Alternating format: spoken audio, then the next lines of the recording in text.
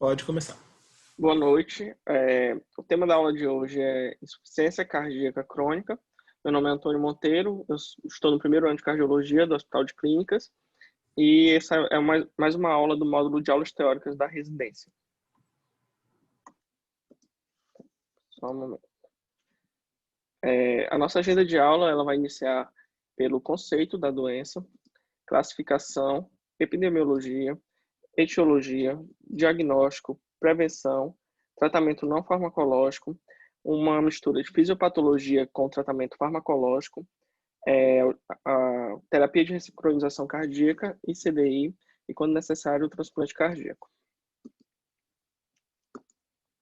Nosso material base foi utilizado principalmente a Diretriz Brasileira de Insuficiência Cardíaca Crônica e Aguda, que foi publicada em 2018 pela Sociedade Brasileira de Cardiologia, e também uma revista comemorativa da Sociedade de Cardiologia do Estado de São Paulo, que foi publicada agora em abril e junho, foi em abril de 2020, então tem alguns temas mais recentes. Qual o conceito de insuficiência cardíaca? A insuficiência cardíaca é uma síndrome clínica onde o coração ele se torna incapaz de bombear o sangue de maneira eficaz e atender às necessidades teciduais de todo o organismo. Ela pode ser causada por alterações estruturais ou funcionais do coração e ela apresenta sinais e sintomas típicos, causando uma redução do débito cardíaco, associado ou não a pressões de enchimento de repouso, elevadas pressões de enchimento no repouso ou no esforço. Gravem isso, ela é uma doença de natureza progressiva e persistente. Posteriormente eu vou explicar por quê. Dentro do conceito, a gente tem que diferenciar a insuficiência cardíaca sistólica, que é quando há uma diminuição do volume sistólico, que é aquele volume que sai do coração, e insuficiência cardíaca diastólica, que é um defeito no enchimento ventricular. Então, se a gente considerar como função sistólica dentro do conceito, ela pode ser insuficiência cardíaca de fração reduzida, quando a fração de ejeção é menor do que 40%, ou insuficiência cardíaca de fração preservada, quando está maior ou igual a 50%. Nesse meio termo, é um termo intermediário, que vai depender mais da clínica do paciente. E associado a isso, pode ser observadas alterações de biomarcadores, como o BNP e o NT-proBNP, que ele pode estar elevado, na maioria dos casos de insuficiência cardíaca, e as alterações específicas do ecocardiograma, desde alterações sistólicas, estrutural na insuficiência cardíaca com fração reduzida, ou até a alteração na estrutural do coração, que vai principalmente causar a disfunção diastólica. Para classificar, dentro da classificação de insuficiência cardíaca, existem algumas classificações que são mais amplamente utilizadas, e a principal delas, que está na maioria dos trabalhos e indicações, ela leva em conta a gravidade dos sintomas que o paciente está apresentando. Ela foi uma classificação funcional, ela foi criada pela New York Heart Association, e ela divide o paciente em 4 etapas, em 4 classes, sendo que a classe 1 é aquele paciente que não tem sintoma, é assintomático, e a classe 4 é aquele paciente que apresenta sintomas graves. No intermediário, a gente vai ver se esse sintoma ele é relacionado à atividade física, e essa atividade física ela é mais ou menos importante, mais ou menos intensa. Quando o paciente ele só apresenta uma alteração na classe funcional com uma limitação mais importante, porém confortável no repouso, ele tem uma classe 2, é um sintoma leve, e para ele desenvolver isso, ele tem que ter uma atividade física mais extenuante. Já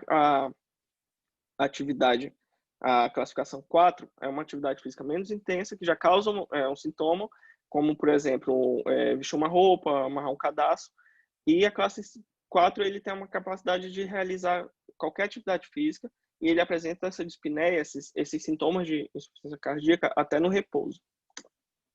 Outra classificação do American College of Cardiology, ele já leva em conta o risco de desenvolver sintomas e a alteração que já está causando nesse coração. Ela é dividida em A, B, C e D. A doença, quando está no estágio 1, é uma doença que tem o risco de desenvolver uma insuficiência cardíaca, sendo ela sem a doença estrutural ou sintomas de insuficiência cardíaca. E aí a gente vai ter que levar em conta os fatores de risco. Esse paciente está em risco porque ele é tabagista, ele tem dislipidemia, hipertensão, etilismo, diabetes, e a gente tem que ver isso para saber quando intervir nesses fatores. No estágio B, esse paciente já tem uma doença cardíaca presente, porém sem sintomas de insuficiência cardíaca. Pode ser alterações estruturais, alguma alteração congênita que vai fazer com que esse coração já tenha uma carga diferente. E daí a gente já tem uma abordagem que já pode iniciar terapias medicamentosas. No estágio C, a doença estrutural cardíaca está presente. Tem sintomas prévios ou atuais de IC, ou seja, ele já desenvolveu em alguma fase da vida os sintomas de IC. E já precisa ser um tratamento clínico otimizado e considerar também alguns tratamentos de ressincronização, CDI e tratamento cirúrgico. Na IC refratária, estágio D, ela é refratária aos tratamentos clínicos e aí vai requerer uma intervenção mais especializada e para ela ser considerada refratária, ela tem que estar com as medicações já otimizadas e só resta o transplante cardíaco ou dispositivo de assistência ventricular. A epidemiologia, ela classifica a insuficiência cardíaca como uma doença amplamente disseminada pelo mundo. Ela atinge cerca de 23 milhões de pessoas no mundo e ela é uma doença diretamente relacionada à faixa etária, sendo que de 55 a 64 anos por cento representa apenas 1% da população doente e acima de 85 anos, mais de 17% das pessoas apresentam esse diagnóstico. É uma doença com sobrevida de 5 anos após o diagnóstico de apenas de 35%. Isso quer dizer que é uma doença que é uma doença com mortalidade elevada, quando não tratada. A etiologia ela é diversa e a gente tem aqui um quadro que está disponível na diretriz. Ela vai ter as principais causas, que são isquêmica, hipertensiva, chagásica, valvar, alterações congênitas e também algumas outras menos comuns, como cardiotoxicidade, entra aqui cardiotoxicidade por quimioterápicos, alcoólica, alguma doença extracardíaca que vai fazer a alteração no sistema cardiovascular, taquicardiomiopatia, miocardite e periparto. E dentro de algumas dessas definições também vai ter umas subdivisões, como por exemplo cardiomiopatias, que vai entrar dilatada idiopática, hipertróficas, restritivas, entre outras. O diagnóstico. A principal ferramenta do diagnóstico de insuficiência cardíaca é a história clínica associada ao exame físico detalhado. Quando o paciente apresenta principalmente sinais e sintomas de baixo débito ou de congestão pulmonar sistêmica. Alguns processos adaptativos podem fazer com que esses sinais sejam menos visíveis, pouco sensíveis, e por isso tornam os sinais pouco sensíveis e específicos. E alguns sinais são mais específicos da IC, como por exemplo a presença de B3 e a ortopneia, devem ser levados em conta quando detectados no paciente. Dentro dos sinais típicos de insuficiência cardíaca, existem os sinais típicos mais específicos e os menos específicos. Dos sinais típicos mais específicos, entra falta de ar, ortopneia, dispneia paroxística noturna, fadiga, cansaço, intolerância ao exercício e alguns outros como mais específicos, como pressão venosa jugular elevada, refluxo hepatojugular, terceira bulha cardíaca, impulso apical desviado para a esquerda. Dentro dos sintomas menos típicos, são sintomas de maneira geral que estão relacionados à insuficiência cardíaca, mas também pode estar relacionado a diversas outras patologias que está presente aqui nessa tabela, como tosse noturna, taquicardia, extremidades frias, edema, são sinais mais inespecíficos. Se for para escolher um exame auxiliar para o diagnóstico, seria o ecocardiograma. Ele é o exame de imagem de escolha para o diagnóstico e segmento do paciente de insuficiência cardíaca.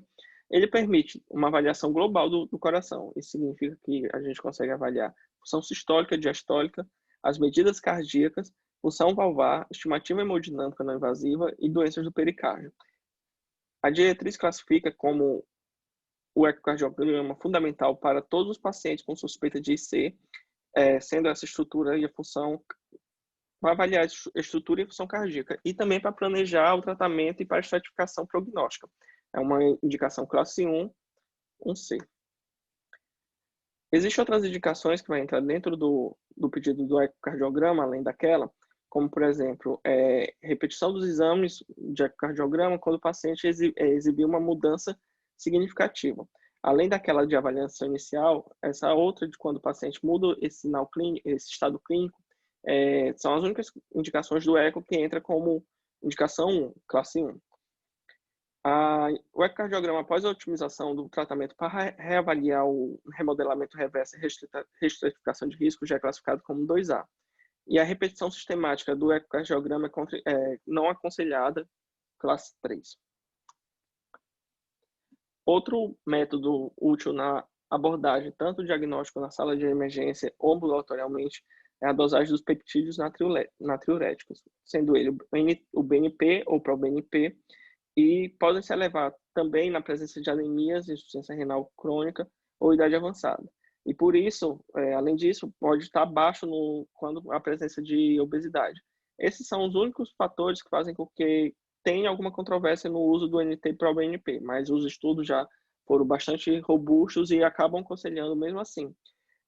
Ele é útil para definir o prognóstico da doença, excluir o diagnóstico quando a IC é uma causa incerta é um diagnóstico não certeiro daquele paciente. Um estudo STOP HF, ele mostra que o valor de corte, quando um pouco acima de 50 por ml, ele faz com que o peptídeo natriurético tenha uma especificidade maior e fazendo com que exista um número menor de falso positivo. Esse exame é bastante importante naquele paciente com insuficiência cardíaca com fração preservada, porque ele tem uma clínica sugestiva de insuficiência cardíaca, porém a estrutura cardíaca não está sempre alterada, então pode ser que você fique em dúvida. Então, ele vai ser, quando elevado, ele vai estar associado a uma pior mortalidade, um número mais elevado de mortalidade, hospitalização por IC. Ele entra como categoria 1, dosagem dos peptídeos quando há dúvida diagnóstica de IC e dosagem para estratificação prognóstica. Medidas seriadas de ambos os peptídeos, como complemento ao exercício para avaliar a resposta ao tratamento, já é categoria 2, assim como a dosagem da troponina ou troponina 1 na estratificação prognóstica. E a medida seriada do BNP proBNP para guiar o tratamento, você determinando um alvo para esse peptídeo atingir, já é desaconselhada pela diretriz. Aqui a gente tem um ponto de corte, já levando em conta que ela vai estar alterada de acordo com a idade e de acordo com a tecnologia e qual dos peptídeos você vai estar usando. Essa tabela é acessível também na diretriz e quem quiser pode ter acesso na hora da dúvida diagnóstica. Já considera a IC como improvável, uma IC possível, uma IC muito provável de acordo com o valor do peptídeo natriurético. Radiografia de tórax. A radiografia de tórax, a principal função dela, devido à baixa sensibilidade, é fazer com que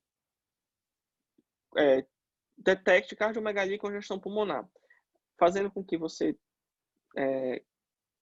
direcione seu tratamento para excluir as causas pulmonares da dispneia, que não sejam as causas cardíacas, e ela vai entrar com maior valor na insuficiência cardíaca aguda, que você também não tem um quadro, uma história muito rica desse paciente.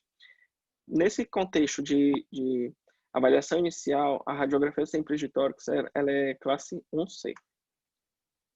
Então, esses 3 exames são os que entram na avaliação inicial do diagnóstico da insuficiência cardíaca, além do eletro. Anamnese, exame físico e eletrocardiograma com raio-x vai levantar a suspeita de insuficiência cardíaca e vai dividir em níveis de possibilidade de insuficiência cardíaca, sendo ela baixa possibilidade, intermediária ou alta. Se esse paciente ele está como baixa, a gente já vai poder ter mão, quando disponível, do peptídeo natriurético, tendo em vista o ponto de corte do BNP e do NT-proBNP. Se tiver alterado, vai fazer avaliação estrutural, fração de ejeção e da função diastólica. Se baixa e não estiver disponível, a gente só vai ter disponível o ecocardiograma, que deve ser feito em qualquer estratificação de possibilidade da insuficiência cardíaca, seja baixa a alta. Quando o ecocardiograma está alterado, ele vai ser uma insuficiência cardíaca provável, classificar em fração de ejeção reduzida, intermediária ou preservada e implementar o tratamento. Se ele estiver normal, vai ser uma insuficiência cardíaca improvável, deve se reavaliar, excluir outras causas como infecciosas e um diagnóstico alternativo.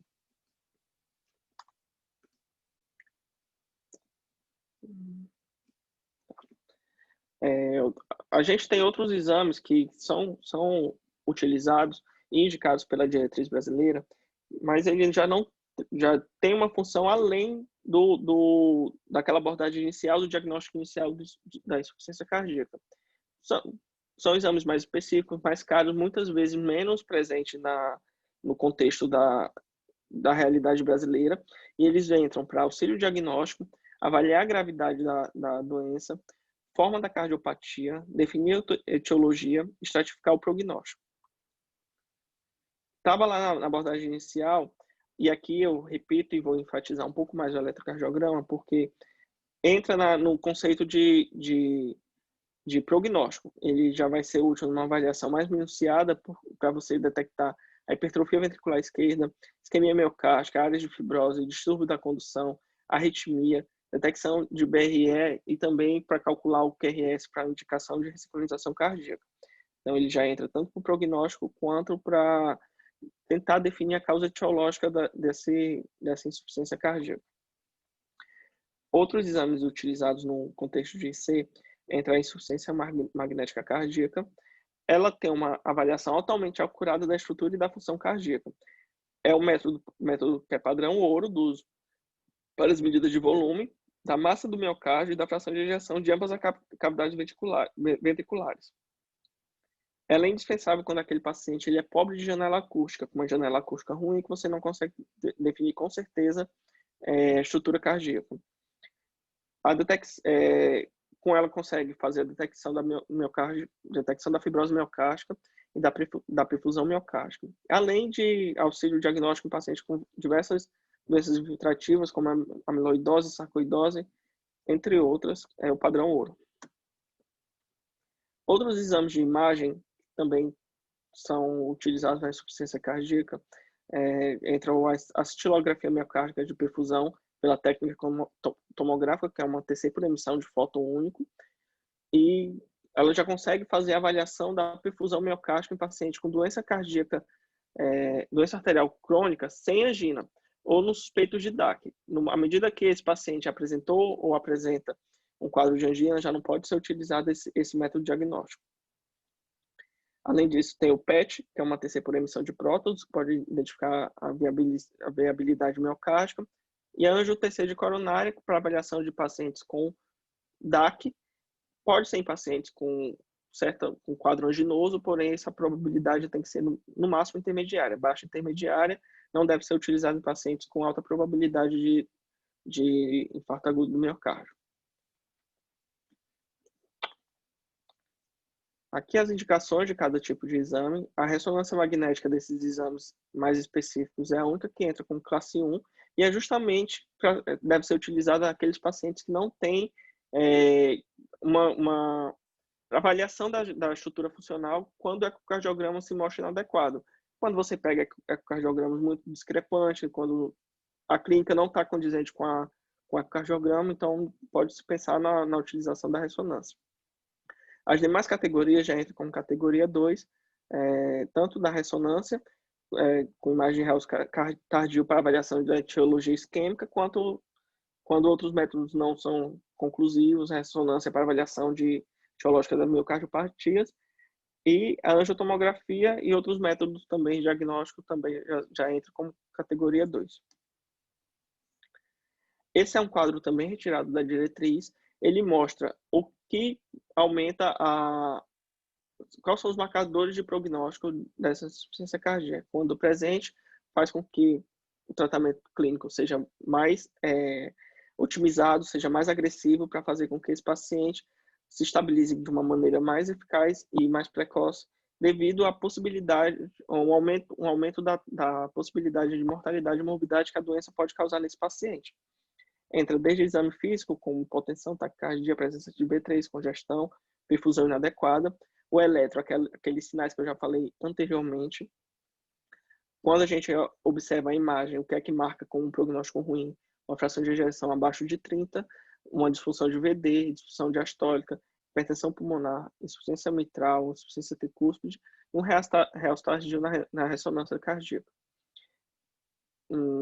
Laboratório, hiponatremia, creatina elevada, ureia, o NT, proBNP elevado também. E na história, que é o principal, que é todo lugar a gente consegue adquirir, a gente pode tirar, classificar esse paciente como na classe funcional, na etiologia da insuficiência cardíaca, esse paciente, se ele já vem de múltiplas admissões por essa causa, caquexia, sarcopenia, depressão, diabetes, DPOC, e quando um desses quadros de marcador de prognóstico ruim ele é presente, tem que fazer com que haja uma avaliação funcional. Essa avaliação ela pode ser feita pelo teste de caminhada de 6 minutos, é um teste fácil de ser realizado, inclusive a gente deveria fazer mais no nosso cenário de ambulatório. E tem algumas medições, precisa de algumas medições de espaço, de tempo, mas é um teste barato para ser realizado, ou já um teste cardiopulmonar, que entra a ergospirometria, mais precisamente, ou até a estimativa pelo teste ergométrico, que é menos precisa. Existem alguns outros critérios, com a medida de curiosidade, que vai fazer com que trace um prognóstico, são vários critérios e estão linkados aqui abaixo. A prevenção. Para a gente prevenir o desenvolvimento da IC sintomática, é necessário saber qual estágio desse paciente está. A gente vai fazer com que reduza a progressão dessa doença naqueles pacientes que não tenham uma doença instalada de maneira sintomática, sendo ela estágio A, com fatores de risco, aquele paciente que tem fatores de risco, mas não tem alteração na estrutura cardíaca, ou estágio B, quando já tem estrutura cardíaca e alguma alteração na função cardíaca, porém ele ainda não tá sintomático. No estágio A, o que é indicação grau 1? É o tratamento da hipertensão, a interrupção do tabagismo e a redução da ingesta excessiva de álcool. Já outros mecanismos são importantes para o paciente que tem um risco de desenvolver IC, mas já entra como categoria 2, como o uso de estatina, paciente com elevado risco cardiovascular, estabelecimento da meta pressórica para hipertensos e o uso de empaglifosina em diabéticos. A gente tem que ressaltar que a empaglifosina estava na diretriz inteira indicada só aqui, porque os estudos mais recentes que mostram a utilização dela efetiva na IC. A gente vai abordar mais posteriormente.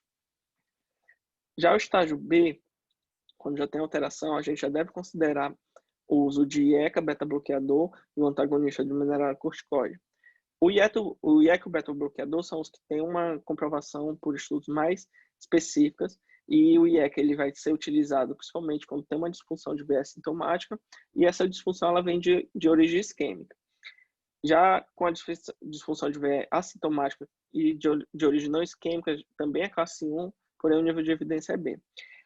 Beta-bloqueador sem adição de IECA na disfunção do VE assintomática de origem isquêmica e o beta-bloqueador adição do IECA na disfunção de VE assintomática de origem não isquêmica também entra como classe 1, que vai alterar só o nível de evidência. O mineralocorticoide, que é a espironolactona, em paciente pós-infarto, com a fração de ejeção menor de 40, ela é indicada e é uma categoria 2A. Esses são os estudos que comprovaram a função do IECA nesses pacientes de estágio B, e são estudos antigos, desde 1992 já se percebeu que o captopril e o enalapril são superiores ao placebo, e eles também mostram a redução da mortalidade e internação por insuficiência cardíaca. O beta-bloqueador, ele foi estudado pelo Capricorn, já foi lançado em 2001, e o carvedilol após ele era analisado o carvedilol após o infarto agudo do miocárdio, que ele reduziu a mortalidade, mas não a morte ou hospitalização por IC. Mesmo assim, é uma medicação que é indicada pela diretriz nesse estágio B. Tratamento não farmacológico. O padrão ouro é o acompanhamento desse paciente por uma equipe multidisciplinar, que vai fazer com que tenha um acompanhamento específico da IC e todas as comorbidades para fazer com que essa patologia não tenha descompensação. Esse paciente não tenha um quadro de IC descompensado. Sendo estes os profissionais fundamentais da equipe, o médico, que ele tenha que ver o paciente após a alta de 7 a 14 dias, se essa internação foi por IC, enfermeiro, fisioterapeuta, farmacêutico, psicólogo, educador físico e assistente social. Tratamento não farmacológico. Tratamento não farmacológico é a restrição de cálcio. É uma indicação controversa. O que é comprovado é que o uso do sal excessivamente, ele pode causar hipervolemia, vai fazer com que tenha um aumento do volume e esse paciente vai internar mais por IC devido a uma descompensação sintomática. Só que uma restrição excessiva de sódio, que é considerada acima de 5 gramas por dia, em comparação ao normal, que é 7 gramas, pode fazer efeitos deletérios, fazendo com que exista uma exacerbação do sistema neurohormonal, maior número de hospitalização e maior mortalidade. A diretriz recomenda que se evite ingestas maior do que 7 gramas de sal por dia para todos os pacientes com insuficiência cardíaca crônica. Essa é a certeza que eles têm. Restrição hídrica. A diretriz ela não toma um posicionamento devido a não ter estudos grandes e consistentes da restrição hídrica, porém é de bom tom fazer essa avaliação clínica do paciente, se esse paciente ele já está com uma hipervolemia com sinais de congestão, reduzir a quantidade de líquido que vai ser ingerido e fundido nesse paciente. A dieta e perda de peso. O risco de complicações cardiovasculares, de maneira geral, ele é superior em pacientes quando tem um IMC acima de 25 kg por metro. Só que no quadro específico da IC, a gente observa o que ele fala de forma de U. O que é que significa? Que ele é mais grave nas extremidades. Quando esse paciente ele é caquético, com IMC baixo, ou quando ele já é obeso, acima de 35, são o perfil de paciente que tem um maior risco de hospitalização por IC. Então, o ideal é fazer com que o IMC ele seja normal, evitando a magreza e a caquexia e também evitando a obesidade, para esse paciente ter uma sobrevida melhor.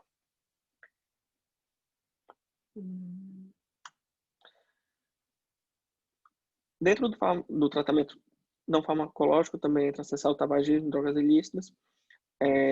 A suspensão da bebida alcoólica, ela tem que ser imediata, principalmente no paciente quando tem miocardiopatia de origem alcoólica. E a vacinação, ela também entra como uma medida de tratamento não farmacológico, quando se é realizada a vacinação para influenza e para pneumococo. Outra medida de tratamento não farmacológico é a reabilitação cardiovascular, que tem que ser um aumento gradual da carga de trabalho de 40% a 70% do esforço máximo. Por isso é importante a presença de uma equipe multidisciplinar para fazer com que esse acompanhamento seja de forma profissional. E dentro dessa reabilitação cardiovascular está mais presente o educador físico e o fisioterapeuta, que vai fazer com que esse exercício ele seja de maneira constante, de 20 a 45 minutos, 3 a 5 vezes por semana, que dure em média de 8 a 12 semanas e seja reavaliado este paciente. Aqui a gente tem as recomendações de todos os tratamentos não farmacológicos e a parte de cima é o que é categoria 1, que entra a vacinação contra influenza e pneumococo e a reabilitação cardiovascular, que ela é também categoria 1A. E deve ser principalmente pacientes que tenham algum sintoma para melhorar a capacidade de qualidade de vida e a capacidade funcional.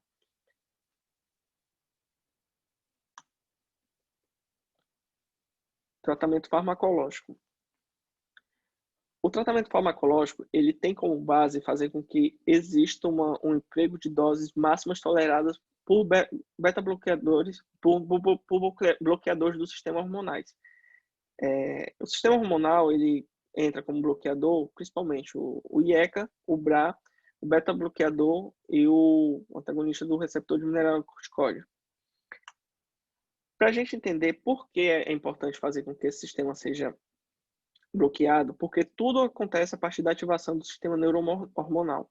Por exemplo, com um infarto sendo o evento índice, ou algum outro fator que tenha seja a causa etiológica desse paciente, essa doença cardíaca ela vai ser uma doença de condição de progressão, uma condição progressiva, e vai fazendo com que o miocárdio e as células cardíacas vão se aumentando, através de mecanismos compensatórios, vão alterando a conformação do miocárdio e causando uma lesão cardíaca secundária.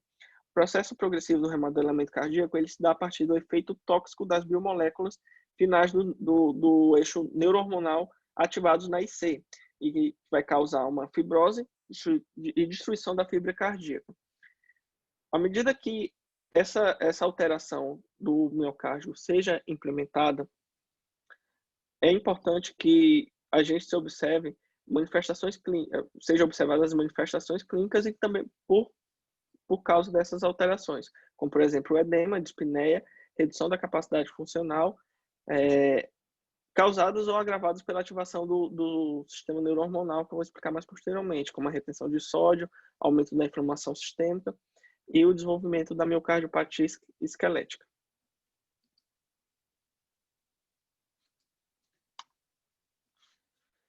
Tá. Aqui a gente vê alguns mecanismos reflexos atuantes na fisiopatologia da insuficiência cardíaca de fração reservada. Nas setas vermelhas, é um mecanismo lesivo causado pela ativação neurohormonal, fazendo com que tenha uma diminuição da perfusão da musculatura esquelética, uma fadiga muscular e uma menor capacidade funcional. Vai criar um círculo da lesão miocárdica e vai fazer com que tenha uma piora da IC. Como eu falei, ela é progressiva. Já na seta azul é um mecanismo regulatório, que vai aumentar o preenchimento das câmaras cardíacas, congestão pulmonar sistêmica, dispneia, edema e menor capacidade funcional. Fisiologicamente, o que é que acontece? Vai ter uma menor perfusão de órgãos chaves, como por exemplo o rim, que vai fazer com que tenha ativação neurohormonal, sistema nervoso central,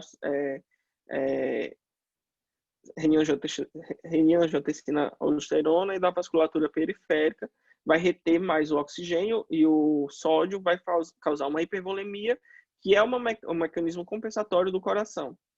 E essa hipervolemia que vai causar os sintomas que a gente vê a maioria dos sintomas, como a dispneia, o edema e a capacidade física. Já o sistema neurohormonal em si vai agir diretamente no coração, fazendo com que haja fibrose e inflamação.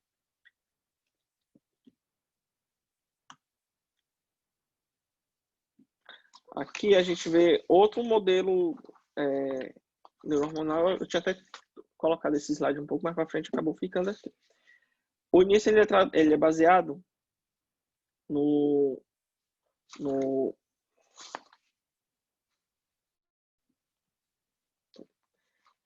a partir do momento que o coração ele tem uma disfunção cardíaca, vai fazer esse círculo vicioso, estava um pouco escrito anteriormente, vai fazer uma hipoperfusão tecidual com uma congestão.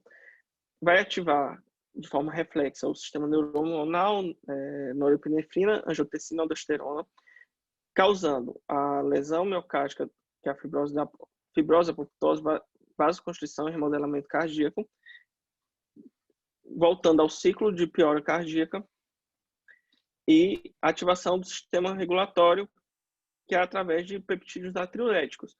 E esse peptídeo natriurético, ele tem uma função, principalmente da vasodilatação, natriurese e diminuir a fibrose cardíaca e a apoptose. Isso aconteceria de uma forma cíclica que iria piorar o funcionamento cardíaco. O que é que a nepriselina faz? Ela é uma endopeptase, que é uma enzima que todo mundo tem, e ela vai fazer a degradação dos peptídeos vasoativos. Então, se ela estiver funcionando normalmente, ela vai fazer com que esse mecanismo de compensação não seja ativo e vai tornar o peptídeo natriurético, que faria com que compensasse o sistema neurohormonal, em fragmentos inativos, vai inativar o peptídeo natriurético.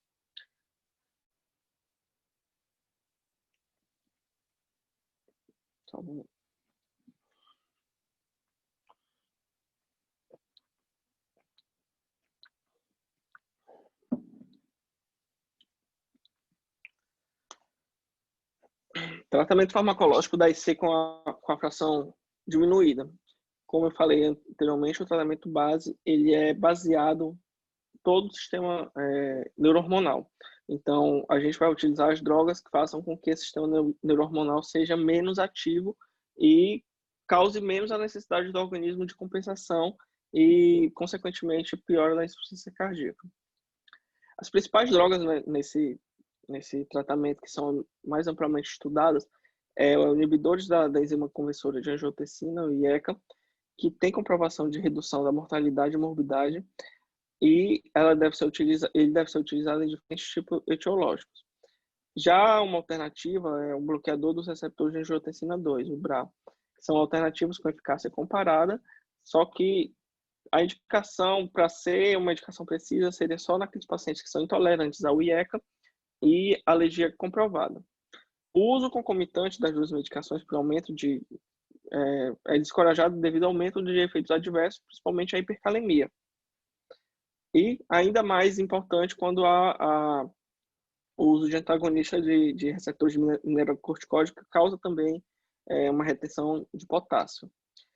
Especificamente, o uso do IEC e do BRA, quando utilizar um ou outro, a gente deve preferir o BRA na presença de tosse persistente e debilitante, na presença de efeitos adversos semelhantes entre classes, que são semelhantes entre as classes, por exemplo, hipotensão, hipercalemia e disfunção renal, devem ser introduzidos em baixas doses e titulados até a dose alvo. Qualquer um desses medicamentos, o objetivo é que o paciente tolere até a dose alvo, a dose limite daquela indicação medicamentosa. E a gente vai observar na implementação desse tratamento o risco de piora da função renal, hipercalemia ou hipotensão arterial.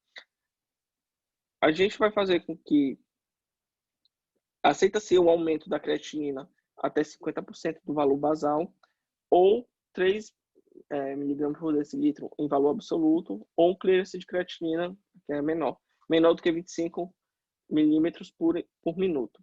Se tiver, ou não, é maior mesmo. Quando o clearance está maior que 25, não precisa reduzir a dose. Quando suspender ou reduzir a dose, quando estiver acima dessas alterações que eu falei.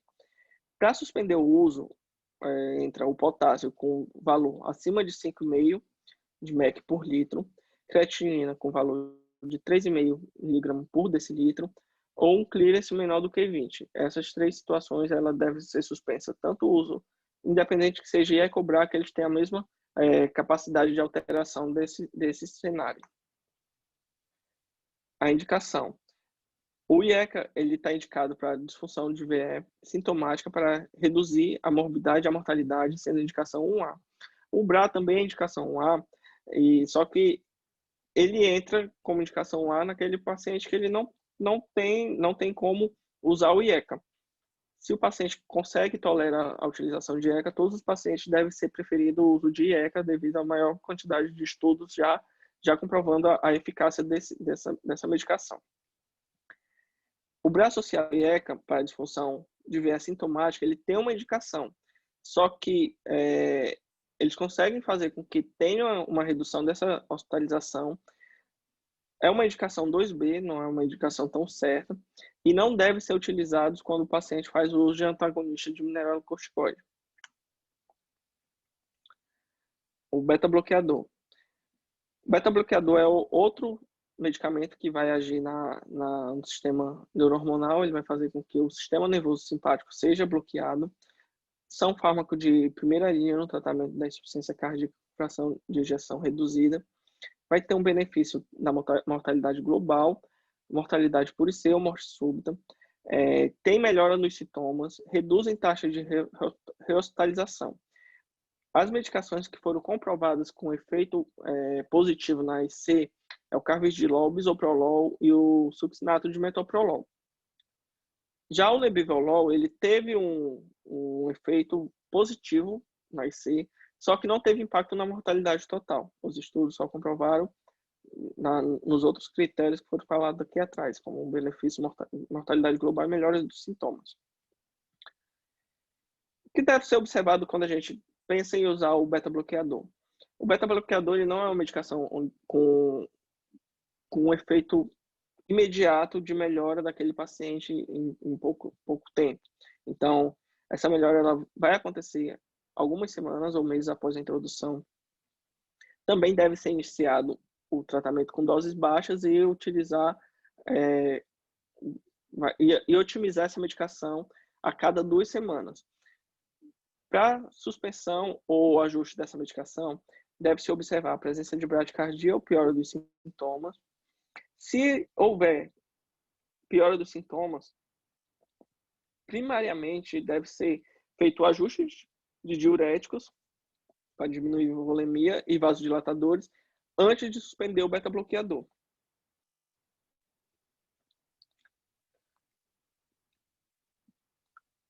Os benefícios eles podem não ser aparentes após vários meses, só pode ficar aparente após vários meses até 1 ano, para você ter certeza, mas deve-se insistir no uso do beta-bloqueador.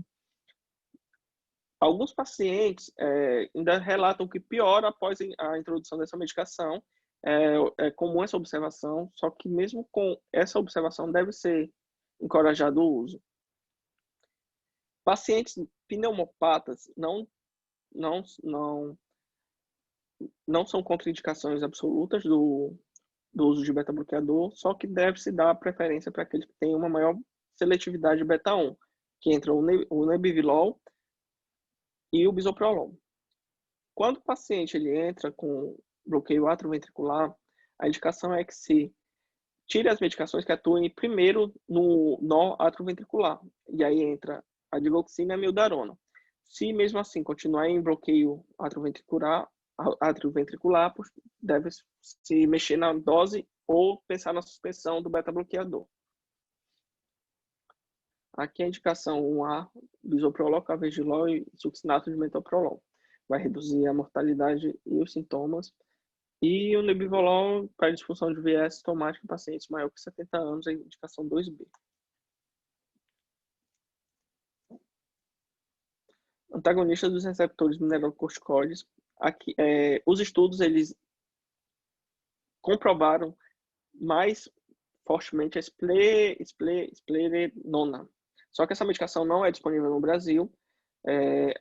As sociedades e grupos de estudo cardiológicos aqui acabaram comparando os estudos e tendo como eficácia similar à espironolactona, então entra como indicação a espironolactona. Ela é indicada em pacientes sintomáticos com disfunção sistólica de VM, aquele paciente classe 2 a 4. Quando associado ao tratamento, deve ser associado ao tratamento padrão e, quando isso acontece, tem uma melhora da mortalidade e da rehospitalização. O principal estudo que foi feito a partir com observação da medicação foi o estudo Hayes, que observou a espironolactona com placebo e percebeu que a sobrevida era maior em pacientes usando espironolactona. Algumas observações da prática. Não combinar aldosterona e equibrar pode causar hipercalemia. Uso com cautela em paciente com insuficiência renal ou níveis séricos de potássio limítrofe.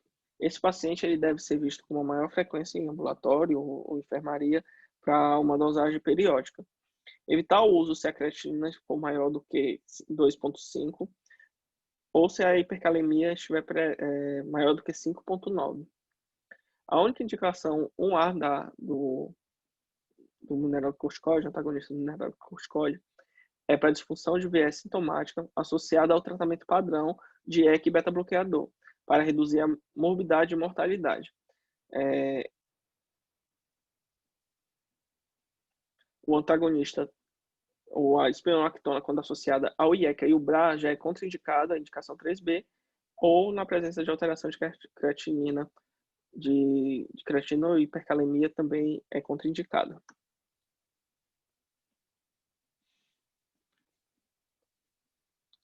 Os inibidores da neprilisina e dos receptores de angiotensina, que no caso é o sacubitril/valsartana. Sacubitril/valsartana, comercialmente, a gente tem disponível em Entresto, ele vai agir simultaneamente no sistema renina-angiotensina-aldosterona, então ele vai ter uma ação direta no sistema neurohormonal, bloqueando uma daqueles feixes do sistema neurohormonal, e também na endopeptidase neutra, que é a neprisilina daquela imagem anterior. Como eu falei, a neprisilina ela vai degradar os peptídeos natriuréticos, agindo diretamente no mecanismo compensatório que tem dos efeitos do sistema neurohormonal. Também vai agir na bradicinina e outros peptídeos. Os estudos que encorajaram o uso são o Paradigm-HF e o Pioneer-HF, que foram estudos divisores de água na cardiologia recente. Tudo começa com a junção de duas partículas, que vai formar o sacubitril/valsartana, que é o sacubitril mais a valsartana, vai inibir a neprisilina, fazendo com que aquele peptídeo que iria fazer que iria agir na natriurese, na diurese, na vasodilatação, na antiproliferação do miocárdio, no menor tônus simpático, ele vai bloquear essa função, inibindo, e por outro lado, ele vai agir no sistema renina-angiotensina-aldosterona, que já entra na angiotensina 2, que a valsartana vai inibir a angiotensina 2 antes da ativação do receptor tipo 1. E esse receptor, ele inibindo, ele vai fazer com que tenha um bloqueio da aldosterona e do receptor de aldosterona, fazendo com que diminua a retenção de água e sódio e a proliferação celular, e com isso uma menor remodelamento e proliferação do miocárdio, e também vai diminuir a retenção de sódio e água, vasoconstrição, proliferação celular e o tônus simpático que estava elevado. O estudo Paradigm ele tinha como principal função observar o uso do enalapril com sacubitril/valsartana. A gente observa que os pacientes que usaram sacubitril/valsartana, ele foi positivo em todos os pontos, desde no ponto primário, que era mortalidade por IC e hospitalização por IC, ou morte por todas as causas, hospitalização por IC e morte por qualquer causa foi superior.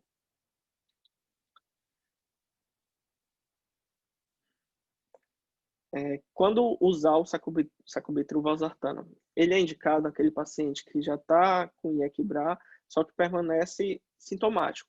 Então, ele vai ser realizada a troca do IECA ou BRA que ele estiver usando por sacubitril/valsartana, e que mesmo após a dose otimizada, não foi suficiente para melhora dos sintomas. A dose inicial recomendada é a dose de 49 por 51 miligramas, se esse paciente já estava em uso, que é o esperado para um paciente com IC, que ele já estava com a medicação otimizada dessa medicação.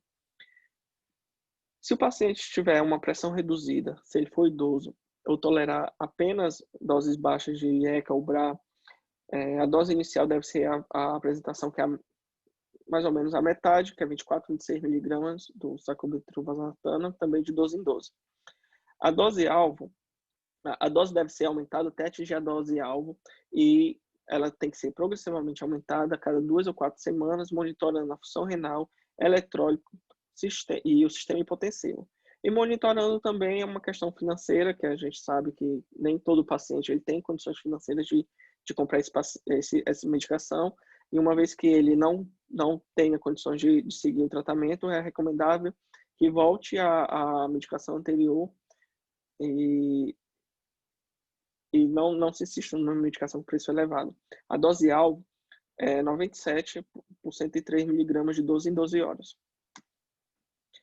Se esse paciente estava em uso do IECA ou BRA e a gente vai trocar por sacubitril valsartana, tem que esperar um washout de 36 horas, que é para fazer com que reduza o risco de angioedema pela sobrecarga de medicação que haja no sistema renina-angiotensina-aldosterona nesse paciente. A indicação 1B, sacubitril valsartana em substituição do IECA ou BRA para disfunção de VE sintomática já em uso terapêutico otimizada com terapia tripla para reduzir a mortalidade.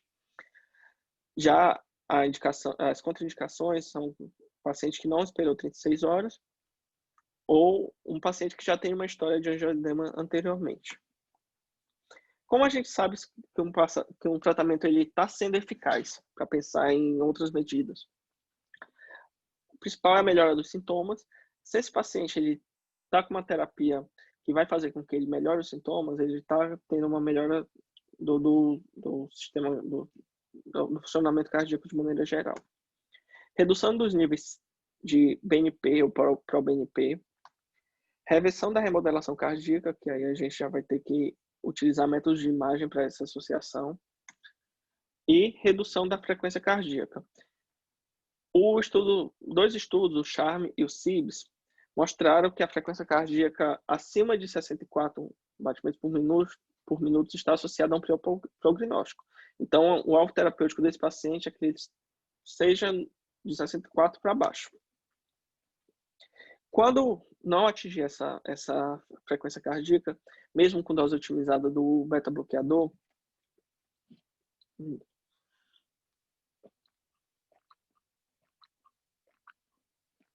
a gente tem outras medicações que agem também na frequência cardíaca, e com isso reduzindo os eventos da insuficiência cardíaca, como a ivabradina. O mecanismo de ação da ivabradina é inibir a corrente I do nó sinoatrial, e a indicação ela vem a partir do estudo SHIFT, que foi um grande estudo que utilizou pacientes em ritmo sinusal, sintomáticos, com frequência cardíaca acima de 70 e fração de ejeção menor ou igual a 35%. O principal efeito colateral dessa medicação é a bradicardia. E foi observado que existe um aumento da incidência da FA quando utilizada a ivabradina. Então, é importante utilizar naquele paciente que tenha a fibrilação atrial paroxística. E ela é contraindicada na gestação. No estudo que utilizou esse grupo de pacientes, ele mostrou que com o uso da ivabradina a gente vai reduzir a mortalidade, hospitalização por IC e totais, porém não reduz a mortalidade por qualquer causa. A indicação da ivabradina ela entra como 2A para disfunção de VE sintomática em pacientes com terapia otimizada em ritmo sinusal com frequência maior ou igual a 70. E ela vai ter uma redução de mortalidade, hospitalização e morte por insuficiência cardíaca. A digoxina. A digoxina é uma medicação muito antiga. Quando o primeiro estudo mostrando uma eficácia, comprovando uma eficácia na insuficiência cardíaca saiu, já tinha mais de 200 anos de uso da digoxina. Só que ela não tem uma diferença de mortalidade. Ela só vai ter uma diferença na redução de internações e mortes relacionadas a IC, ou seja, uma morte indiretamente causada por alguma questão que levou àquela internação. O primeiro estudo e o estudo que é utilizado, ele foi feito em 97, então a gente não tem uma comprovação, não tem uma comprovação conhecida de um mecanismo conhecido da digoxina com IECA, OBRA, antagonista, com essas medicações que são utilizadas hoje em dia. Existe uma controvérsia quanto ao uso da digoxina na fibrilação atrial, porque à medida que ela pode causar um aparecimento de fibrilação atrial, ela é útil na redução da frequência de ventrículo. E o principal problema da utilização da digoxina é porque a dose terapêutica ela é uma dose muito próxima da dose tóxica.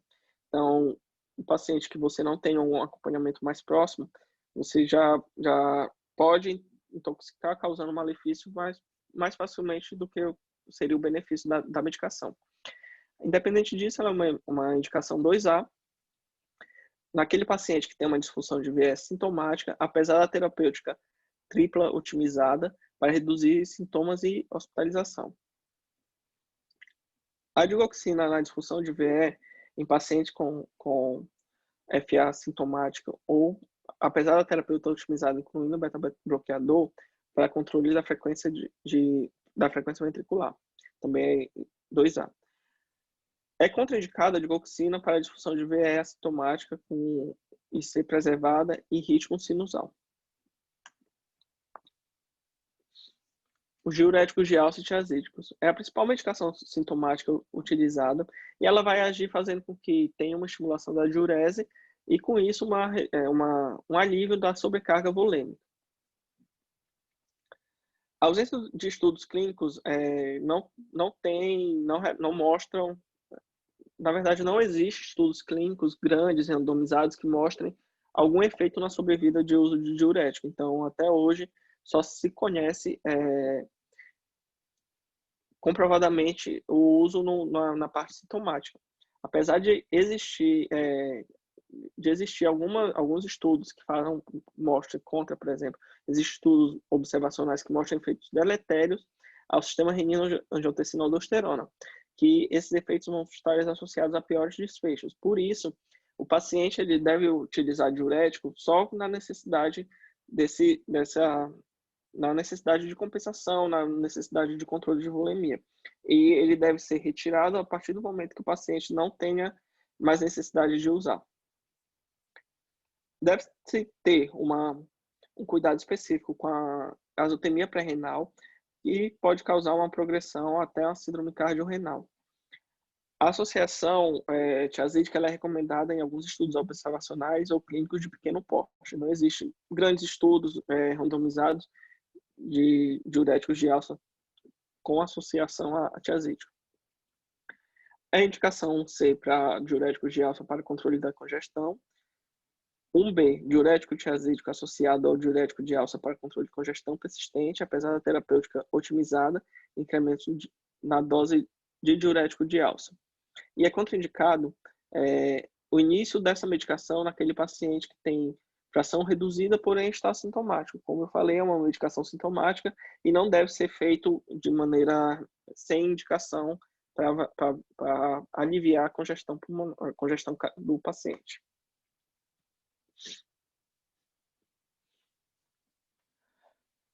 O nitrato e a hidralazina, ele entra com uma estratégia vasodilatadora com desfecho benéfico na IC, porém inferior aos IECA. Ele tem uma indicação mais específica no paciente que não pode fazer uma utilização do IECA-OBRA, seja por piora da função renal ou hipercalemia. Uma evolução ruim com um tratamento otimizado também pode fazer essa tentativa de uma vasodilatação periférica, sendo que uma persistência de sinais de resistência periférica elevada também é indicação. Um estudo mostrou que alguns pacientes negros, na verdade, o estudo mostrou que pacientes negros podem ter uma maior resistência ao IECA-OBRA. Então, nesse grupo de pacientes, tem que ter essa atenção para, se não tiver essa resposta positiva do IECOBRA, pensar em outras medicações, pensar na associação de nitrato e hidralazina. A associação de nitrato e hidralazina para disfunção sistólica e sintomática em classe funcional 2 e 4, com contraindicação de IECOBRA, entra como categoria 1B, independente da classe. A associação de hidralazina e nitrato para negros autodeclarados com disfunção sistólica sintomática em classe funcional 3 e 4, apesar da terapêutica otimizada, é 1B também. Associação da hidralazina com nitrato na disfunção assintomática com contraindicação em IECOBRA, independente da raça, é 1C.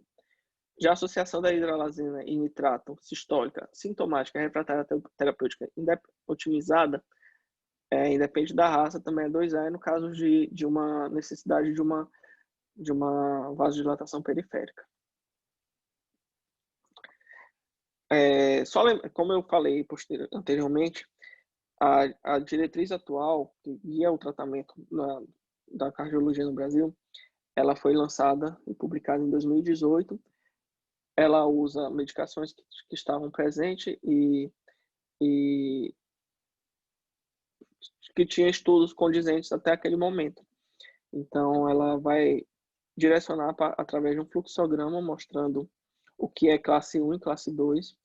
Tá bastante bem explicado aqui nesse fluxograma, que a gente tem que utilizar a terapia tripla de ECA em todos os pacientes com diagnóstico de C, IECA ou BRA, beta-bloqueador e antagonista, principalmente no paciente quando já tem uma fração de ejeção diminuída, como eu falei antes, e fazer com que exista uma reavaliação clínica e funcional periódica de 3 a 6 meses desse paciente, que não adianta a gente introduzir uma medicação e não saber se ela teve melhora. No paciente que ele permanece assintomático na reavaliação, mantém essa terapia. Se o paciente está sintomático, de classe 2 a 3, reavaliar a função do VE, pedir um novo exame de imagem ou ecocardiograma.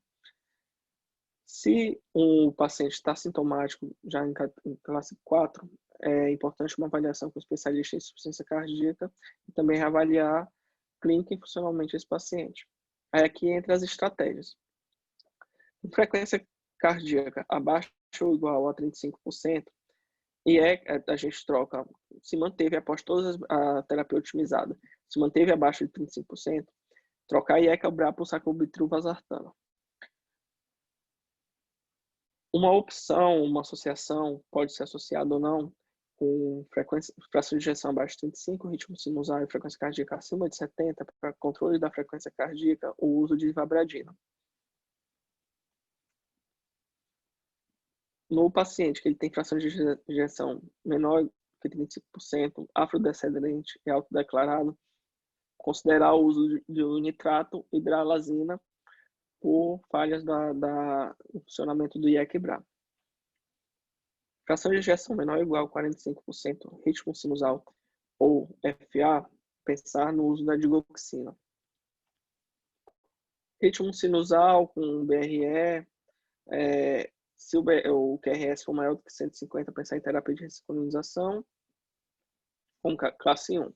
Se tiver entre 120 e 150, já entra ressincronização, mas é classe 2A.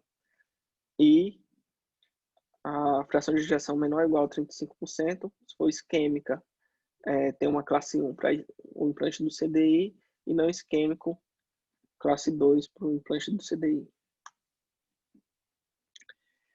Após a publicação da atual diretriz, houve grandes estudos que foram publicados, os dois foram publicados no Congresso da Sociedade Europeia de Cardiologia, e mostraram impactos no manejo da insuficiência cardíaca. E o principal deles é o inibidor da SGLT2, que é um receptor, que é um cotransportador sódio-glicose 2, que mostrou que em diabéticos reduzem o risco de hospitalização por insuficiência cardíaca e o risco de injúrias renais severas. Tais benefícios não são observados em outras classes de anti-hiperglicemiantes, o que isso significa? Que não tem relação direta ao nível de insulina, a insulinemia desse paciente. O primeiro estudo, que foi publicado em 2018, o DAPA-HF, mostrou uma redução do risco cardiovascular, morte ou internação por IC na presença ou ausência de diabetes. O estudo analisou pacientes com disfunção ventricular sistólica leve a moderada e o aumento do peptídeo natriurético. Esse ano, no último congresso, foi uma evolução desse estudo. Já o primeiro, o DAPA-HF, usou a dapaglifosina e o Imperial Reduced usou a empaglifosina. Já em uma população com IC e redução da fração de ejeção, com ou sem diabetes. Só que esse estudo ele pegou pacientes com uma disfunção sistólica mais importante do que foi utilizado no DAPA. Aqui a gente vê os desfechos de ambos os estudos, mostrando que utilizando dapaglifosina ou empaglifosina é uma medicação que vai causar uma redução da morte cardiovascular, internação por insuficiência cardíaca ou atendimento de urgência por insuficiência cardíaca. E ambos os estudos foram positivos, mostrando uma redução desses eventos em comparado ao placebo. Ainda não tem uma disseminação muito grande pela diretriz não direcionar o uso aqui no Brasil, e a gente espera que nos próximos anos seja atualizada a diretriz para direcionar melhor esse uso dessa classe de medicamento. Terapia de ressincronização cardíaca e cardiodesfibrilador implantável. Antônio? A terapia de... Oi?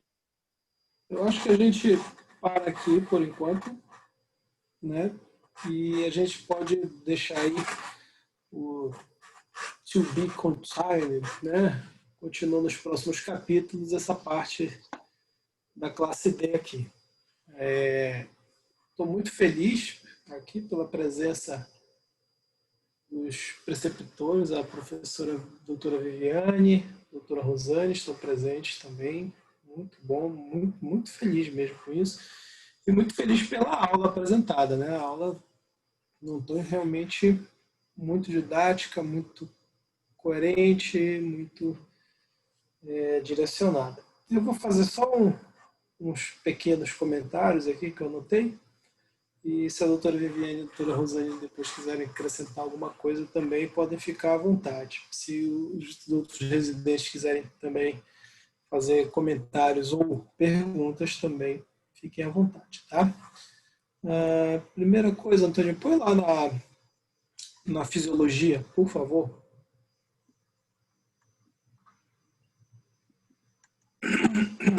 Então, insuficiência cardíaca chama atenção por essa grande mortalidade, né? 35%. A gente sabe que é a fase final de toda doença cardiovascular e ainda é muito maltratada, principalmente na nossa região. A gente fez um estudo há alguns anos, há uns 2 anos, que mostrou aí que a mortalidade é bem maior do que esses 35% aqui na nossa região. E é uma área que realmente a gente precisa ficar sempre se atualizando e reestudando. Chamar atenção para isso aqui, tá? O tratamento da insuficiência cardíaca é um tratamento hormonal, tá bem? É um tratamento hormonal. Sempre que a gente pensar que a gente tem que reduzir mortalidade na insuficiência cardíaca, a gente tem que lembrar do ciclo hormonal e inibir o máximo que puder essas atividades hormonais, porque são justamente essas liberações hormonais que vão causar apoptose, fibrose, remodelamento cardíaco. Não adianta a gente ficar perdendo tempo com drogas que não nos ajudem nesse sentido. A gente só aumenta o risco de intoxicação do paciente sem conseguir gerar soluções para ele. A outra coisa que eu chamo a atenção é em relação ao diagnóstico. Sempre lembrar tá, pessoal, dos critérios de Framingham. Eu vou botar depois a tabelinha lá no grupo dos critérios de Framingham. E o critério diagnóstico da insuficiência cardíaca é clínico. Tá bom? Vocês viram lá na tabela do ecocardiograma que ele vem como complementar uma suspeita clínica. Tá? Ele não é diagnóstico, senão um ecocardiograma com fração de ejeção preservada excluiria uma doença cardíaca. E aí, dentro disso, a gente vai para aqueles estágios, onde tem o estágio A, que é o paciente com risco.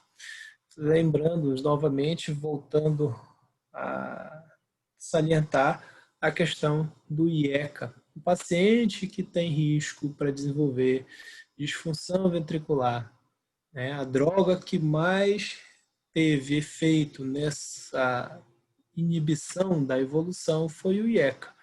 Tá bem? Então o IECA continua sendo primeira linha. Segundo lugar, o BRA, terceiro lugar, o beta-bloqueador. Pacientes de origem isquêmica que mantêm a frequência cardíaca já naturalmente baixa, se tornaria até discutível o uso ou não do beta-bloqueador. Bem? Mas o IECA, não. Tá bom? Lembrando que 20% dos pacientes que têm a evolução para dose otimizada vão desenvolver tosse. Então, a gente suspendeu, deixar de usar o IECA por conta de tosse no paciente que ainda não teve, não se torna muito sábio no nosso tratamento. Bom, a equipe multidisciplinar é sempre de muita importância. Nós temos realizado visitas multidisciplinares no site, isso tem nos ajudado bastante, a visão do físio, a visão da enfermagem, e nós estamos montando um protocolo também para acompanhar esses pacientes pós-internação e durante os ambulatórios. Nós vamos depois apresentar esses protocolos que estão sendo montados. O teste de caminhada de 6 minutos também é de extrema importância por conta justamente dessa fisiopatologia que a gente vê aqui, essa retenção de sódio e água. E quando a gente está fazendo o ajuste do paciente, esse é um sinal, um dos primeiros sinais, porque o paciente ele tende a diminuir as suas atividades justamente para não gerar esse esforço. Ele tem fadiga, né? Fadiga muscular. E aí ele vai e se recolhe, ele faz menos atividades. A gente não sabe se ele está assintomático porque ele está sem se exercitar ou sem se forçar, ou se realmente ele está assintomático. Esse teste de caminhada de 6 minutos ele é realmente muito importante. Eu também vou colocar lá no grupo o cálculozinho do teste de caminhada de 6 minutos que é feito. A gente tem vários parâmetros, não existe um modelo só do teste de caminhada de 6 minutos, mas é preconizado que se avalie pelo menos a frequência cardíaca do paciente, se há alteração ou não, se a avaliação subjetiva da sensação de cansaço, que é a escala de Borg, hoje em dia classificada de 1 a 10. Também eu posso colocar no grupo depois isso aí para a gente sedimentar um pouco mais. Mas a gente pode usar a oximetria, tá bem? Um oxímetro simples, não precisa muita coisa, e verificar a pressão do paciente antes e após o teste. O paciente que esteja fazendo uma descompensação da pressão muito importante, vale a pena ajustar a medicação. Tá? Dentro disso aí, a restrição do sódio, eu chamo a atenção também, porque a gente, por muito tempo, foi levado, condicionado, até mesmo por campanhas na televisão, de que a gente deveria orientar o paciente a restringir o sódio. E o que nós temos visto, principalmente os idosos que estão fazendo uso hoje de ansiolíticos, de medicamentos para depressão, chegando no consultório com sensação de letargia, com diminuição da cognição, e a gente vai ver está com sódio de 119, 120. Então, eu realmente não sou a favor de inibir o sódio. Eu geralmente oriento para que não consuma nada artificial, mas sim o sódio de cozinha mesmo. E aqui, ainda nessa questão da fisiopatologia, lembrar sempre de pesar o paciente. Tá? O peso do paciente ele é de extrema importância para esse nosso segmento. E mostrar para o paciente, assim como os nefrologistas fazem, o tal do peso seco. Pode perguntar para qualquer paciente que faz diálise, qual é o seu peso seco? Ele sabe.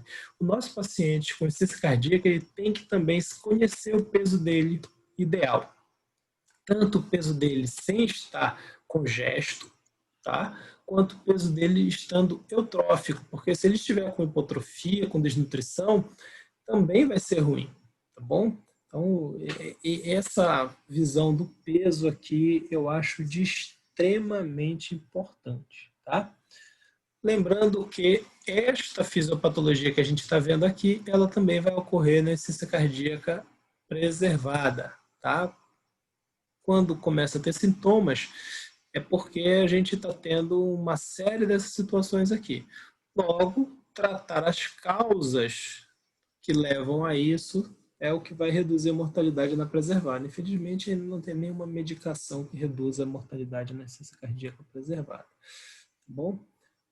Pode passar um pouco mais à frente, Antônio, por favor. Pode passar. Pode. Até neprilizina lá, aquela tabela da neprilizina lá. Quero chamar a atenção para algo importante. Aqui. Veja o seguinte, tá? A neprilizina, tá, Antônio, é neprilizina, tá bem? Estava falando ao contrário. Neprilizina, mas não vai errar mais, né? Ela tem uma ação sobre a bradicinina também, aumentar a bradicinina, né? E você aumenta a bradicinina com a neprilizina, por isso o uso do valsartana, tá? Olha só, além dele conseguir fazer lá por questões farmacológicas, farmacodinâmicas, uma boa, dá para ajustar num comprimido, né? E ser tomado, ser construído num comprimido. Ele lembrar que a losartana, ela também mexe com o sistema de bradicinina. Então, se você tivesse losartana mais neprilizina, inibidor da neprilizina, não ia dar certo, ia ter muito efeito colateral. E reforçar, né? 36 horas para iniciar. Eu já cometi esse erro de dar 24 horas para o paciente e realmente eles fazem um angioedema importante, tá, pessoal? Vou chamar atenção para isso, tá? É uma droga mágica. O LCZ696 realmente é uma droga mágica, melhora o paciente, remodela, melhora a fração de injeção, reduz refluxo mitral, muito bom, mas caro, né? Infelizmente ainda é muito caro. Pode passar. E as contraindicações da neprilizina, do LCZ, são as mesmas contraindicações do IECBRA, tá? Mesmas contraindicações do IECBRA. Quando suspender, lembrar lá, suspensão, IECA, BRA, em relação à insuficiência renal, sempre vou falar isso, né? Potássio acima de 5,5, creatinina de 3, tá bom? Função renal, o clearance renal abaixo de 25. Então vejam que tem um motivo para você suspender o IECA ou o BRA no paciente renal, né? Não vai suspender para todo mundo que começou a desenvolver insuficiência renal. Por favor, isso altera a mortalidade nos pacientes, altera mesmo. E lembrando que todo paciente que inicia IECA e BRA, ele pode ter um aumento discreto das escórias, tá bom? 30% ali de aumento nas primeiras semanas pode ocorrer. Então, não vamos nos assustar e suspender de qualquer jeito, tá? Por favor, suspensão de IECA e BRA. E aproveitar o gancho aqui e falar do IECA em relação a um estudo que saiu no início desse ano, IECA no paciente pneumopata. Era muito comum os pneumologistas suspenderem o IECA no paciente pneumopata. O estudo foi grande, sabe? Acho que foram 4.000 pacientes estudados, 4.000 e poucos pacientes estudados, e mostrou que os pacientes que faziam IECA ou BRA e tinham pneumopatia, esses pacientes tinham menos exacerbação da pneumopatia. Tá bom? Então, contra evidências, não há como a gente ir contra, tá bem? Se a evidência mostra que é bom para o paciente, nós vamos continuar utilizando, tá legal? Reduz mortalidade na insuficiência cardíaca, vai também reduzir a descompensação da DPOC. Nebivolol fica realmente uma indicação ali mais de idosos, porque ele foi o único que peitou estudar o uso de beta-bloqueador em pacientes com insuficiência cardíaca, né, lá para 80 anos, o estudo sênior, e ele mostrou, claro que não vai mostrar uma redução de mortalidade total importante. A gente já está falando de uma mortalidade em pacientes que vão viver menos, 70, 80, 90 anos, claro, mas em compensação ele foi associado a menos descompensação da insuficiência cardíaca, menos descompensação pulmonar, menos efeitos colaterais. Então, nos idosos, ele realmente é benéfico, tá bom? Seria a droga aí de uma escolha assertiva. Lembrando que o carvedilol nos idosos, ele ultrapassa a barreira hematoencefálica, então ele pode causar sonolência, ele pode causar alucinações, paciente pode reclamar também de ter pesadelos, insônia, tá bom? Então, o carvedilol é bom, é uma maravilha, é o que a gente tem, poxa, bacana, mas se o paciente estiver tendo intolerância, principalmente os muito idosos, o uso do nebivolol realmente deve ser priorizado. Bom, na piora dos sintomas com o uso do beta-bloqueador no início, né? Não suspender, fica muito claro na diretriz isso. A gente fica com medo, às vezes suspende, o paciente pode fazer uma hipotensãozinha ali no início, ele mesmo reclama, fala que se sentiu mal usando medicação. É bom que a gente avise o paciente, inclusive, quando for introduzir a medicação, que ele pode ter alguns sintomas. Principalmente, novamente, o uso do carvedilol, tá bem? Principalmente no uso do carvedilol. Então, se a gente já explica para ele que na primeira semana ele pode ter alguns sintomas, a chance dele suspender o tratamento é muito menor e ele ou depois se habituar e passar a ter uma boa evolução. É melhor reduzir o IECA, porque o IECA vai ser mais tolerável do ponto de vista clínico, a gente já teoricamente introduziu bem antes, do que suspender o beta-bloqueador, tá bem? Então, isso aqui acontece diariamente na nossa prática clínica, tá? Diariamente, tá? E beta-bloqueador em asmático, DPOC, também isso aí já caiu por terra, os novos beta-bloqueadores são bem seguros, e a gente vê principalmente bisoprolol e o nebivolol. Bisoprolol tem um estudo grande também em pacientes com DPOC, mostrando redução da exacerbação do DPOC, tá bom? Não esquecendo que o beta-bloqueador perde seletividade conforme a dose. Então, 10 miligramas de bisoprolol, a chance de ter alguma hiperreatividade no paciente que esteja muito descompensado existe. Então, ali a gente vai tentar buscar a dose máxima tolerada pelo paciente. E, com isso, eu chamo a atenção para a dose-alvo, tá, Antônio? A dose-alvo, ela sempre vai ser o que está prescrito, né? Então, o carvedilol, acima de 50 quilos, 50 miligramas de 12 em 12 horas, abaixo de 50 quilos, seria então 25 miligramas de 12 em 12 horas. Entretanto, nem todos os pacientes vão tolerar a dose-alvo dessas medicações. Com isso, a diretriz ela traz de forma bem clara, né? O Brown-Aldi também traz isso de forma clara, o Savic consultório também traz de forma clara, que a dose máxima das três inibições vai ser a dose máxima tolerada pelo paciente naquele momento. Se a gente conseguir, com o tempo, aumentar, vamos aumentar. E sempre lembrando, se naquele momento a dose máxima tolerada, por exemplo, de um carvedilol foi de 6,25, pode ser que daqui a um mês ele já tolere 12. Então vamos sempre, nas reconsultas, tentar fazer esse ajuste da dose da droga, sempre mesmo, conversando com o paciente, olha, o máximo da medicação é essa, quanto mais a gente aumenta, menor a chance você tem de ter descompensação e de morrer. O paciente, ele entende e ele mesmo já pergunta, quando ele chega no consultório, doutor, a gente vai aumentar a dose do meu remédio? Eu estou me sentindo muito bem. E a gente acaba fazendo esse aumento da dose gradual, quando não consegue a cada uma semana ou 2 semanas, fazer a cada 30 dias, né? A cada 4 semanas, a cada 8 semanas, dependendo do paciente.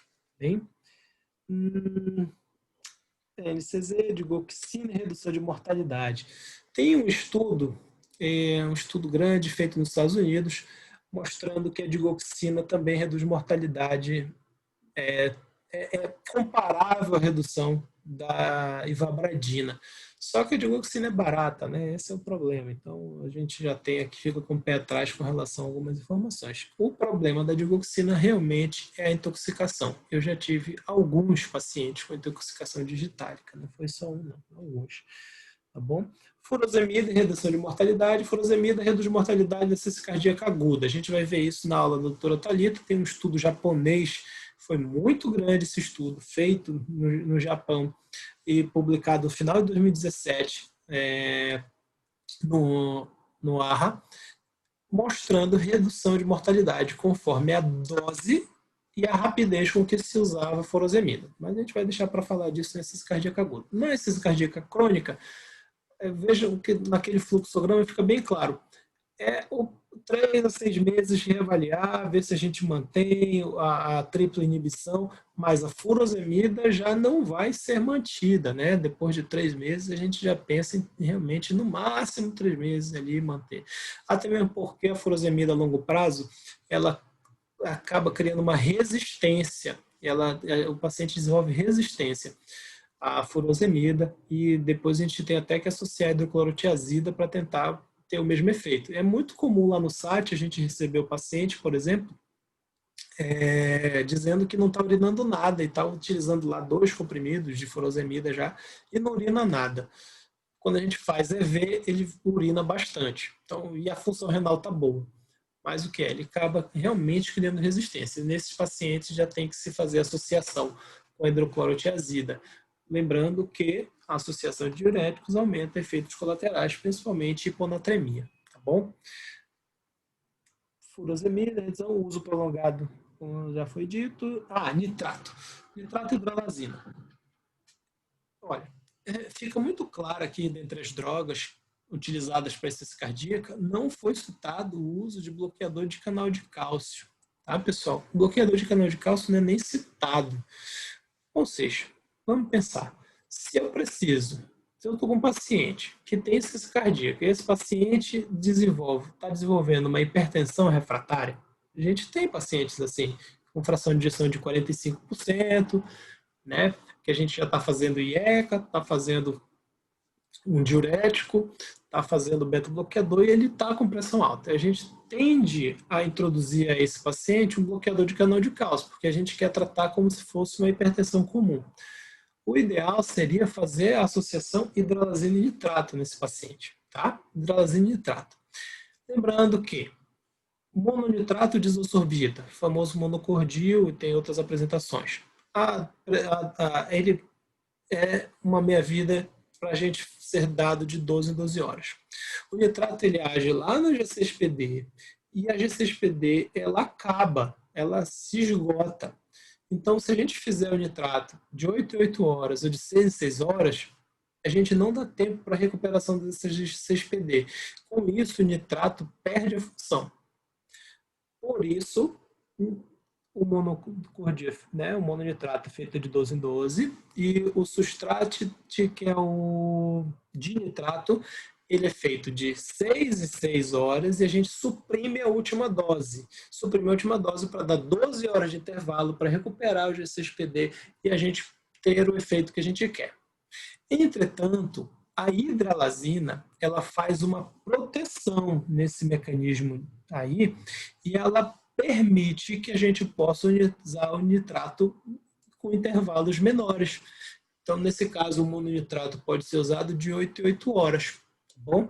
Então, nos pacientes descompensados, que ainda não conseguimos aquela compensação, que não tem condições de entrar com entresto por conta do preço, a associação da hidralazina com o nitrato, mononitrato de 8 em 8 horas, a gente tem realmente respostas muito boas, principalmente nos hipertensos refratários.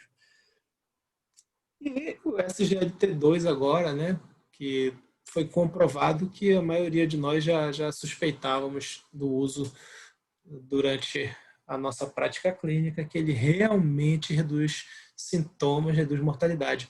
E eu vou relatar uma prática, uma experiência minha de consultório, que eu vejo que nos pacientes com fração de ejeção preservada reduz sintoma.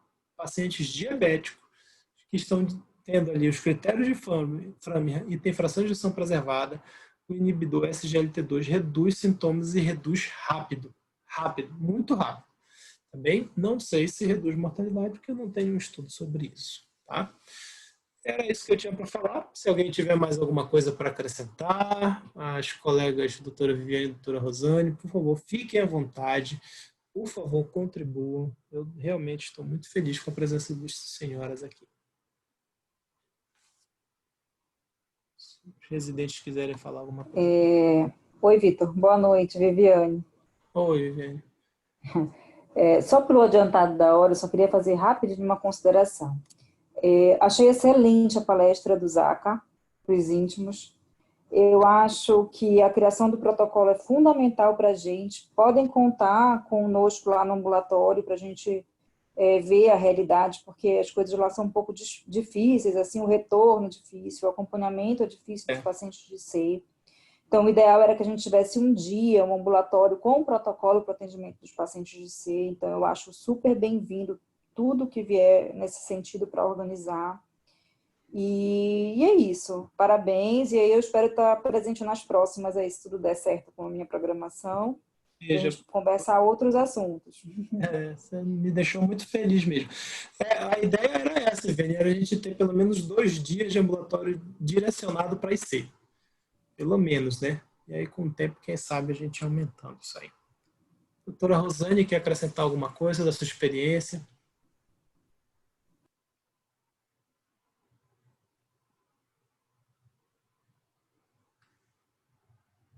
Não sei se ela está conseguindo desmutar-se. Algum dos residentes quer acrescentar alguma coisa? Podemos encerrar nossa aula. Antônio, quer acrescentar alguma coisa? Não. Não? Então, pessoal, foi uma excelente aula, uma excelente palestra, né? Foi aí 1 hora e pouco. Realmente, a gente vai deixar o restante para a próxima aula. Na próxima aula, a gente vai começar mostrando alguns eletros que o Antônio falou aí a respeito de diagnóstico e prognóstico, para que a gente possa já enxergar no eletro uma fração de ejeção reduzida, tá bem? Porque às vezes a gente vai estar em situações que a gente não vai ter acesso ao ecocardiograma. Com eletro e raio-x a gente já pode ter essa noção. Muito obrigado pela presença de todos. Muito boa aula, tá, Antônio? Muito boa aula mesmo, uma aula muito gostosa de assistir.